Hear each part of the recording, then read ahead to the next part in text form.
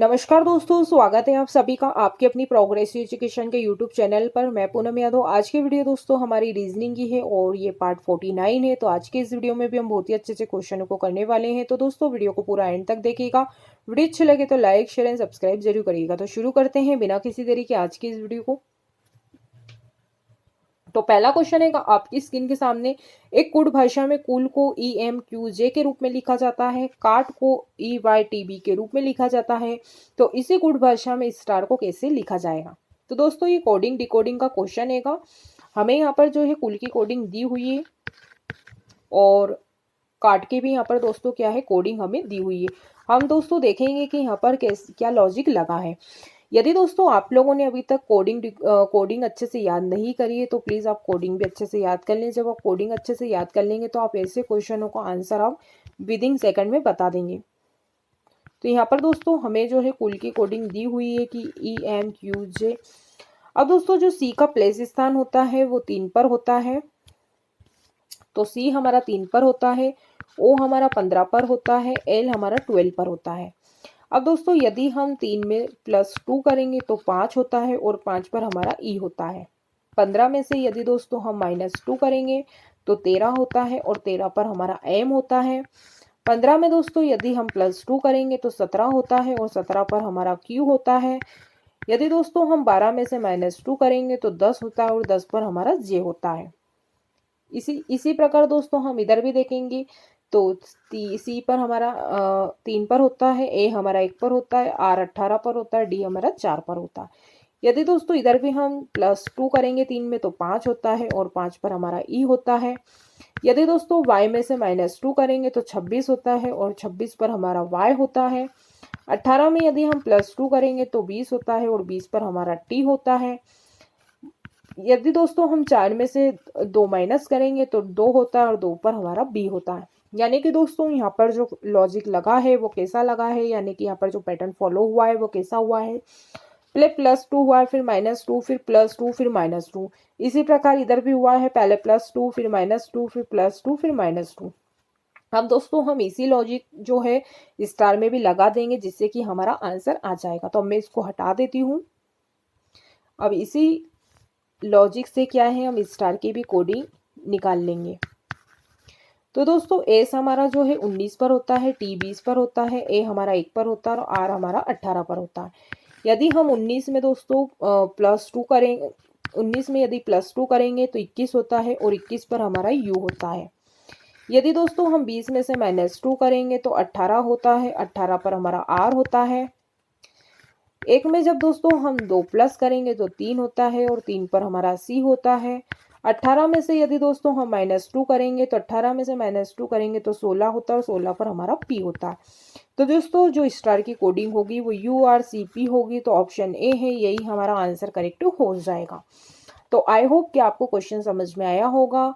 तो चलते हैं अब नेक्स्ट प्रश्नों की ओर। प्रश्न नंबर 2 है, निम्नलिखित श्रृंखला में प्रश्न चिन्ह के स्थान पर कौन सी संख्या आएगी।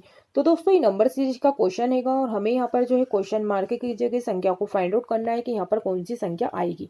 तो दोस्तों जब भी हमें सीरीज बढ़ती हुई दिखती है तो वहां पर क्या लॉजिक लग सकते हैं, या तो संख्या स्क्वायर में चल रही होगी, या तो क्यूब में, या तो मल्टीप्लाई में, या तो प्लस में चल रही होगी। तो अभी जो दोस्तों हमारे सामने जो सीरीज है ये क्या है, बढ़ती हुई हमें दिख रही है। पहले संख्या 22 27 हो गई, 27 से 37, 37 से 52, 52 से 72। तो अगला जो भी हमारा दोस्तों आंसर होगा वो बढ़ी हुई संख्या ही होगी। तो जो भी हमारा आंसर होगा वो बढ़ी हुई संख्या ही होगी। तो हम देखते हैं यहाँ पर क्या लॉजिक लगा है। तो दोस्तों यहाँ पर संख्या जो है 22 से 27 हो गई, यानी कि यहाँ पर कितना ऐड हुआ है, 5 ऐड हुआ है। 37 से 27 से संख्या 37 हो गई, यानी कि यहाँ पर 10 प्लस हुआ है। 37 से संख्या 52 हो गई, यानी कि यहाँ पर 15 प्लस हुआ है। 52 से संख्या 72 हो गई, यानी कि यहाँ पर 20 प्लस हुआ है। अब 72 में हम कितना जोड़े कि दोस्तों हमारा आंसर आ जाए। तो आप देख सकते हैं यहाँ पर जो संख्या चल रही है ये कैसी चल रही है, पहले 5 प्लस, फिर 10 प्लस, फिर 5 प्लस, फिर 15 प्लस, फिर 20 प्लस। तो दोस्तों आप लोगों को ये देख करके ही लग रहा होगा कि जो ये संख्या चल रही है, यानी कि जो अंतर है ये 5 का मल्टीप्लाई चल रहा है। पहले 5, 10, 15, 20। तो अगला जो अंतर होगा वो 25 का होगा। यदि दोस्तों हम 72 में 25 को ऐड करेंगे तो 97 होता है। तो 97 हमारा जो है आंसर हो जाएगा। यदि दोस्तों आपको ऐसे भी समझ में नहीं आता है कि इस सीरीज यानी जो पैटर्न है कैसा फॉलो हुआ है, तो आप अंतर में भी अंतर देख सकते हैं। सभी में दोस्तों यहाँ पर कितने का 5-5 का अंतर चल रहा है, तो सभी में जो है 5-5 का डिफरेंट हैगा। तो यदि दोस्तों हम 20 में भी 5 प्लस करते तो भी 25 आता, और यदि 72 में हम 25 को ऐड करते तो भी हमारा आंसर आ जाता। तो दोस्तों एक ही लॉजिक में जो है एक ही सीरीज में दोस्तों दो पैटर्न फॉलो हो सकते हैं। तो ऐसा नहीं है कि एक सीरीज में एक ही लॉजिक लग सकता, दो 3 लॉजिक भी जो है लग सकते हैं। तो ऑप्शन ए वाला जो है आंसर हमारा हो जाएगा। चलते हैं अब नेक्स्ट प्रश्नों की ओर। प्रश्न नंबर 3 है, कथन हमें दिया हुआ है कि सभी कागज पेड़ हैं और कुछ कागज पत्ते हैं। हमें यहाँ पर निष्कर्ष भी दिया है कि कुछ पेड़ पत्ते हैं और कुछ पेड़ कागज है। तो दोस्तों सिलोजिज्म का क्वेश्चन है, और जैसा हमें क्वेश्चन में बोला गया है वैसा ही हम यहाँ पर क्या है फॉलो करेंगे। यहाँ पर हमारे मन से कुछ भी नहीं सोचना है। तो दोस्तों जैसा हमें क्वेश्चन में बोला है वैसा ही यहाँ पर डायग्राम बनाएंगे। सबसे इंपॉर्टेंट काम ही होता है दोस्तों ऐसे क्वेश्चनों में डायग्राम बनाना। यदि आप लोगों ने डायग्राम अच्छे से बना लिया है तो 90% क्वेश्चन जो है यहीं पर सॉल्व हो जाता है। तो हमसे दोस्तों क्वेश्चन में बोला है कि सभी कागज जो है पेड़ है, तो सभी कागज जो पेड़ है तो ये सभी कागज जो है पेड़ हो जाएंगे। तो हम कैसा डायग्राम बनाएंगे, ये सभी कागज जो है वो क्या है पेड़ है। दूसरा बोला है दोस्तों कथन हमें कि कुछ कागज पत्ते हैं, तो कुछ कागज जो है वो क्या है दोस्तों पत्ते हैं। तो कुछ कागज जो है वो क्या है पत्ते हैं। अब हमारा ये डायग्राम बन गया। अब दोस्तों हमें जो है निष्कर्ष में क्या बोला है कि पहला बोला है कि कुछ पेड़ जो है पत्ते हैं, तो कुछ पेड़ जो है वो क्या है पत्ते हैं। तो ये रहा पेड़ और ये रहे पत्ते। तो दोस्तों कुछ पेड़ जो है पत्ते हैं, तो ये जो पेड़ वाला जो भाग है ना ये क्या है कागज के अंदर आ रहा है, और जो पत्ते वाला है ना वो कुछ पेड़ और कागज दोनों के अंदर आ रहा है। तो दोस्तों ये वाला जो इस निष्कर्ष होगा ये सही हो जाएगा कि कुछ पेड़ जो है पत्ते हैं। दूसरा वाला है कि कुछ पेड़ कागज है, तो कुछ पेड़ जो है कागज है। तो दोस्तों जो सभी कागज जो है पेड़ है या सभी पेड़ जो कागज है, तो कुछ पेड़ जो है कागज होंगे। ये जो है ये जो पेड़ वाला हिस्सा है ना ये कागज के अंदर है, तो सभी कागज जो है पेड़ है, तो कुछ पेड़ तो कागज होंगे ही। तो ये वाला निष्कर्ष भी हमारा सही हो जाएगा। तो निष्कर्ष 1 और 2 दोनों ही अनुसरण करते हैं। ऑप्शन ए हमारा जो है आंसर करेक्ट हो जाएगा। तो आई होप कि आपको ये क्वेश्चन भी समझ में आया होगा। चलते हैं अगले प्रश्नों की ओर। प्रश्न नंबर 4 ही निम्न प्रश्न में संख्या श्रृंखला में एक पद गलत है, गलत पद का याद कीजिए। तो दोस्तों ये नंबर सीरीज हमें दी हुई है और इसमें जो है गलत पद दिया हुआ है, हमें गलत कौन सा है वही यहाँ पर फाइंड आउट करना है। तो दोस्तों यहाँ पर हमें 1 दिया है, 8, 27, 64, 125 और 215। तो दोस्तों यहाँ पर जो है जो हमें संख्या दी हुई है वो देख करके ही हमें पता चल रहा है कि किसी ना किसी के स्क्वायर है या तो क्यूब है। तो दोस्तों यहाँ पर हमें जो संख्या है उसी से ही देख करके पता चल जा रहा है। तो 3 का यदि एक का यदि क्यूब करेंगे तो दोस्तों 1 ही होता है। 2 का क्यूब करेंगे तो दोस्तों 8 होता है। 3 का क्यूब करेंगे दोस्तों तो 27 होता है। यदि दोस्तों 4 का क्यूब करेंगे तो 64 होता है, और 5 का क्यूब करेंगे दोस्तों तो 125 होता है। तो अगला हम किसका क्यूब करेंगे, 6 का क्यूब करेंगे। तो 6 का क्यूब दोस्तों 216 होता है। यहाँ पर हमें कितना दिया है 215 दिया है। तो जो 215 वाला है यही हमारा आंसर है। 6 का यदि हम क्यूब करेंगे तो 216 होता है, लेकिन हमें यहाँ पर कितना दिया है 215 दिया है, यानी कि यही वाला जो पद है यही गलत हो जाएगा। तो ऑप्शन सी हमारा आंसर करेक्ट हो जाएगा। चलते हैं अगले प्रश्नों की ओर। प्रश्न नंबर 5 पे नीचे दी गई श्रृंखला में अक्षरों एवं संख्याओं का अनुक्रम प्रयोग करती है, गलत संयोजन पहचानिए। तो हमें यहाँ पर जो है 4 ऑप्शन दिए और उसमें से देखना है कि कौन सा अक्षर या संख्या जो हमें दी है क्या गलत है इसमें। तो दोस्तों पहले वाले में यहाँ पर YZ दिया है, YZ दिया है, YZ दिया है, YZ दिया है। यहाँ पर दिया है 1 2 3 5, यहाँ पर भी दिया है 1 2 3 5, यहाँ दिया है 1 2 3 5, और यहाँ पर दिया है 1 2 5 3। तो दोस्तों सभी में जो है 1 2 3 5 दिया, लेकिन यहाँ पर क्या है 1 2 5 3 है। तो ये वाला जो है यही क्या है गलत है। देख लेते हैं हम आगे भी। यहाँ पर दिया है YQ5, YQ5, YQ5 और YQ5। तो दोस्तों यहाँ पर क्या है 1 2 3 5 होना चाहिए, लेकिन यहाँ पर कितना है 1 2 5 3 है। तो जो ये चौथा वाला है इसी में क्या है, गलत है। तो यही हमारा आंसर हो जाएगा। तो दोस्तों ऐसे क्वेश्चन जो होते हैं ये नज़रिए के खेल होते हैं, हमें बिल्कुल नज़र देखना पड़ती है गड़ा करके कि कहाँ पर क्या गलती है। तो ये जो चौथे वाले में है यही इसमें ही क्या है, गलती है। तो यही हमारा आंसर हो जाएगा। प्रश्न नंबर 6 से वह शब्द याद कीजिए जो निम्न 3 शब्दों की श्रेणी को दर्शाते हैं। तो यहाँ पर हमें तलवार दी है, तोप दी है और पिस्तौल दी है। तो दोस्तों तलवार, तोप, पिस्तौल ये किसके परिवार के हैं, तो ये होते हैं हथियार के परिवार के। तो ऑप्शन डी हमारा आंसर जो है करेक्ट हो जाएगा कि ये जो तीनों ही हैं ये किसके परिवार के हैं, हथियार के परिवार के हैं। प्रश्न नंबर 7 है, उस विकल्प का चयन करें जो चौथी संख्या से उसी प्रकार संबंधित है जिस प्रकार पहली संख्या दूसरी संख्या से संबंधित है और पांचवी संख्या छठी संख्या से संबंधित है।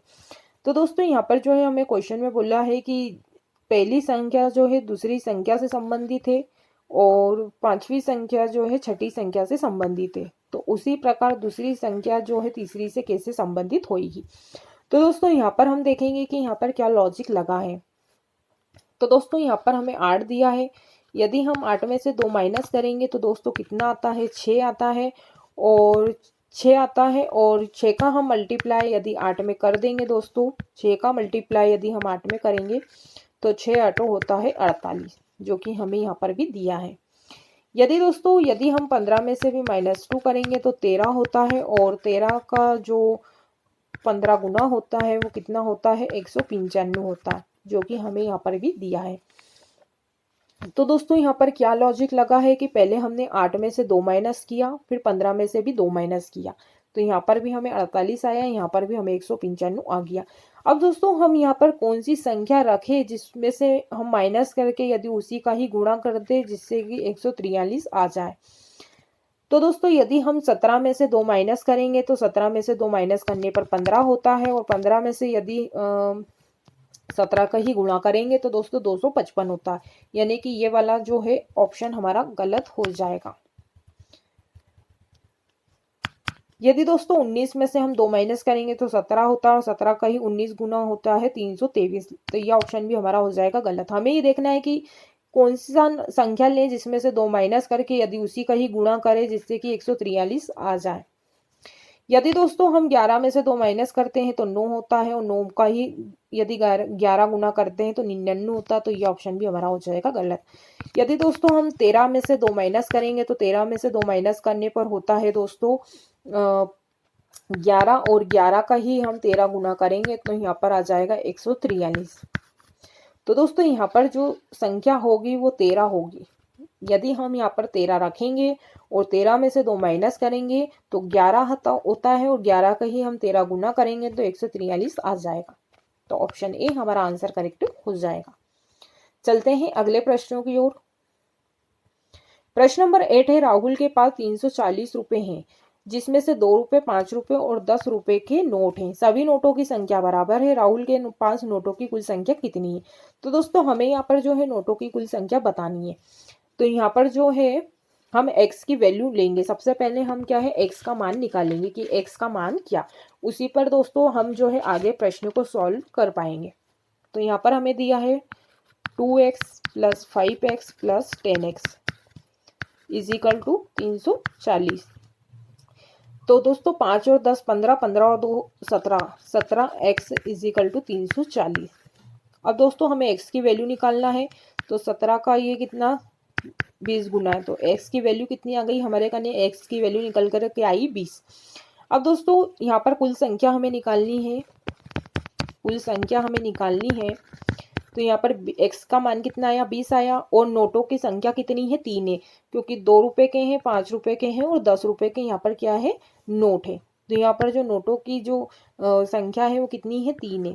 तो 3 इंटू जब 20 करेंगे तो 3 इंटू 20 होता है 60, यानी कि दोस्तों यहाँ पर जो राहुल के पास कुल नोटों की जो संख्या है वो कितनी है, 60 है। तो ऑप्शन बी हमारा आंसर करेक्ट हो जाएगा। हालांकि दोस्तों ये वाला जो क्वेश्चन हैगा ये मैथ्स का क्वेश्चन हैगा, लेकिन रीजनिंग में पूछा गया है तो मैंने भी सॉल्व करवा दिया आपको। चलते हैं अगले प्रश्नों की ओर। प्रश्न नंबर 9 है, जैन की ओर इशारा करते हुए ऑस्टिन ने कहा, यह महिला उस औरत की बेटी है जो मेरे पिता की माँ है। जेन ऑस्टिन से कैसे संबंधित है?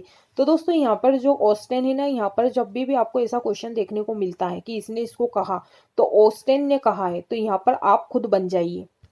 ऐसे क्वेश्चन को ऐसे ही सॉल्व किया जाता है। यहाँ पर ऑस्टिन है ना, तो ऑस्टिन की जगह आप खुद बन जाइए कि मतलब मैंने जेन की ओर इशारा किया, ऐसे करके इस क्वेश्चन को सॉल्व किया जाता है। तो यहाँ पर ऑस्टिन है तो मैं ओ लिख देती हूँ।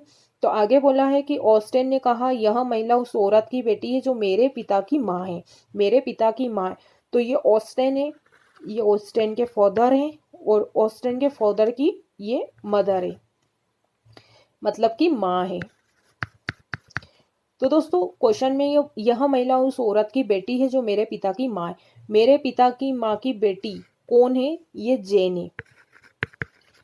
तो दोस्तों ऑस्टिन से कैसे संबंधित है? जेन जो है ऑस्टिन से कैसे संबंधित है? तो दोस्तों ये पिता है, ये पिता की माँ है और पिता की माँ की ये बेटी है जेन। तो ये कैसे हैं? ये पिता की बहन है। तो पिता की बहन जो है ये क्या लगेगी मेरी, यानी कि ऑस्टिन की ये क्या लगेंगी? तो ये बुआ लगेंगी। तो ऑप्शन सी जो है यही हमारा आंसर करेक्ट हो जाएगा।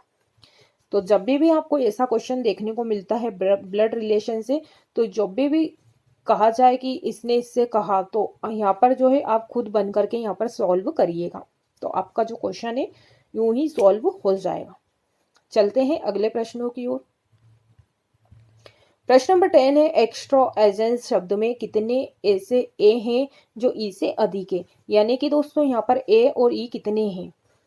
तो यहाँ पर यदि हम पहले ए देखें तो 1 2 और 3, तीन जगह यहाँ पर क्या है दोस्तों? ए है, 1 2 और 3। अब ई देखेंगे हम, ई कितनी जगह है? तो पहले शुरू में ई है और फिर एंड में ई है, तो ई जो है हमें 2 बार दिखे। तो दोस्तों ए कितने से ई से अधिक है, यानी कि ए जो है ई से कितना अधिक है? तो यहाँ पर दोस्तों ए जो है ई से कितना अधिक है? 1 अधिक है। तो 1 जो है 1 अधिक है कौन? ए, ई से। तो दोस्तों आज के लिए बस इतना ही। मैं उम्मीद करती हूँ कि जितने भी आज हमने इस वीडियो के माध्यम से 10 प्रश्नों को करे हैं आप लोगों को अच्छे से समझ में आ गए होंगे। यदि दोस्तों आप लोगों को वीडियो अच्छी लगी है तो लाइक करिएगा, शेयर करिएगा और कमेंट बॉक्स में कमेंट्स करके ज़रूर बताइएगा कि आपको वीडियो कैसी लगी। यदि दोस्तों आप लोगों को इस वीडियो से संबंधित कोई डाउट होते हैं तो आप लोग मुझसे कमेंट बॉक्स में कमेंट करके ज़रूर पूछ सकते हैं। ऐसे मेरे दोस्त हैं जो चैनल पर पहली बार जुड़े हैं या जिन्होंने अभी तक चैनल को सब्सक्राइब नहीं करा तो प्लीज़ वो भी चैनल को सब्सक्राइब कर ले, ताकि हमारी रोज की वीडियो का नोटिफिकेशन आपको मिलते रहे। तो दोस्तों आज के लिए इतना ही, मिलता है अगली वीडियो में, तब तक के लिए जय हिंद, जय भारत, धन्यवाद।